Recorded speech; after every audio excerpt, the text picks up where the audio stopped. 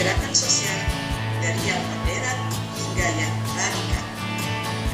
Hadirin yang berbahagia, radikalisme merupakan embrio lahirnya terorisme.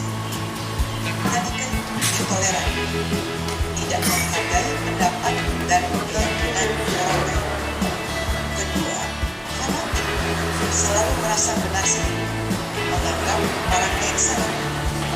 Yang ketiga, eksklusif, selalu merasa benar sendiri, menganggap orang lain salah, yakni pengaruh lingkungan luar negeri yang memberikan daya dorong tumbuhnya sentimen keagamaan yang kita rasakan sekarang, seperti ketidakadilan global, politik luar negeri yang argan, dan imperialisme modern negara adil. Ketiga, faktor kultural yang sangat terkait dengan pemahaman keagamaan yang lokal, penafsiran kitab suci yang sempit, dan sangat leksikal. Sikap dan pemahaman yang radikal dan dimotivasi oleh berbagai faktor yang tadi saya sebutkan selenggaranya kegiatan ini. Saya yakin kegiatan ini sangat bermanfaat. Saya berharap kegiatan ini bisa dapat memberikan masukan dalam upaya pemberantasan terorisme dari sudut pandang penghormatan hak asasi manusia, penegakan hukum, dan tentu saja dari sudut pandang sosial politik. Saya mengucapkan selamat berdiskusi kepada para narasumber dan peserta.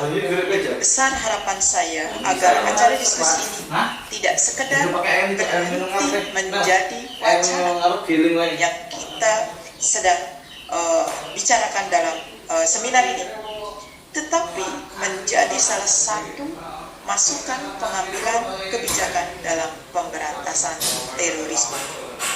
Selamat berwebinar. Wabillahi taufik wal hidayah. Wassalamualaikum warahmatullahi wabarakatuh.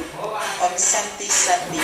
Narasumber, Ibu Dekan yang kami hormati. Pertama-tama saya ingin menyampaikan terima kasih kepada pihak Akademik TV dan pihak Visip Unila yang telah mengundang kami untuk menjadi moderator pada pertemuan yang sangat penting di pagi hari ini dalam rangka membicarakan rancangan peraturan Presiden tentang pelibatan TNI dalam penanganan aksi terorisme. Tema yang diangkat oleh Akademik TV dan Visip Universitas Lampung sangat menarik ya. Judulnya adalah mendudukkan peran TNI dalam upaya penanggulangan aksi terorisme. Kalau kita tangkap dari judulnya, sebenarnya kita sedang tidak membicarakan pro kontra ya, karena bagaimanapun juga kita perburannya nang buri nang jopo perburannya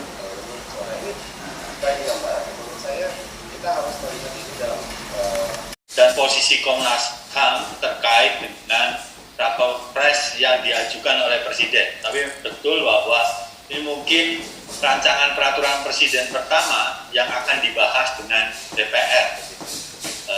Karena saya sih kalau dari sisi politiknya, saya kira Presiden juga tidak mau disalahkan begitu saja.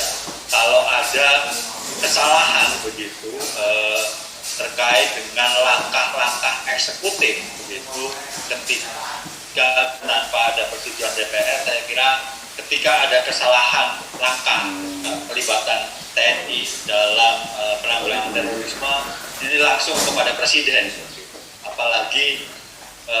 Apalagi kemudian di pasal di Undang-Undang 5 2018 kan jelas begitu bahwa pelibatan TNI harus ada kebijakan politik negara. Nah ini negara. Dan masih lagi liputan ini di kantor. Mendukung penegakan hukum. Liputan ini Zoom terorisme. Kita bicara soal kriminal dan kesini aja.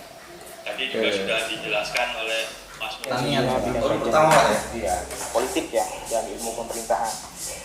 Tapi sebelum lebih jauh kita membahas tentang terorisme, saya ingin mengulas sedikit bahwa sebenarnya akar masalah atau definisi dari terorisme itu tidak bisa berdiri sendiri. Dia berasal dari sebuah kajian atau sebuah paham yaitu fundamentalisme fundamentalisme. Dan kesimpulan dari survei ini ternyata potensi terorisme itu berada dalam posisi sedang di tahun 2017 dan turun ke posisi rendah di tahun 2019. Jadi sebenarnya kegiatan-kegiatan terorisme itu semakin menurun. Nah, kita masuk pada poin yang kita bahas pada pagi hari ini, yaitu tentang rancangan peraturan presiden.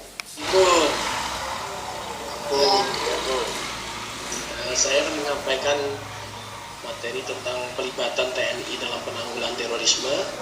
Dalam sejarah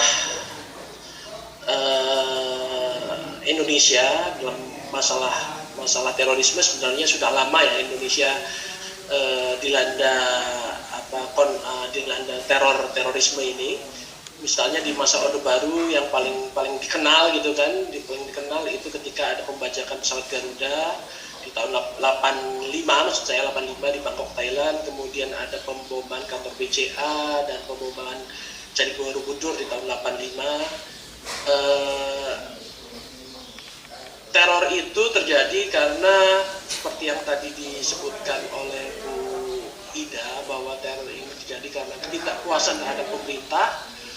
Kemudian juga ingat bahwa ada pemboman di Kedutaan Besar Filipina tahun 2000. Saat itu sebagai pemerintahan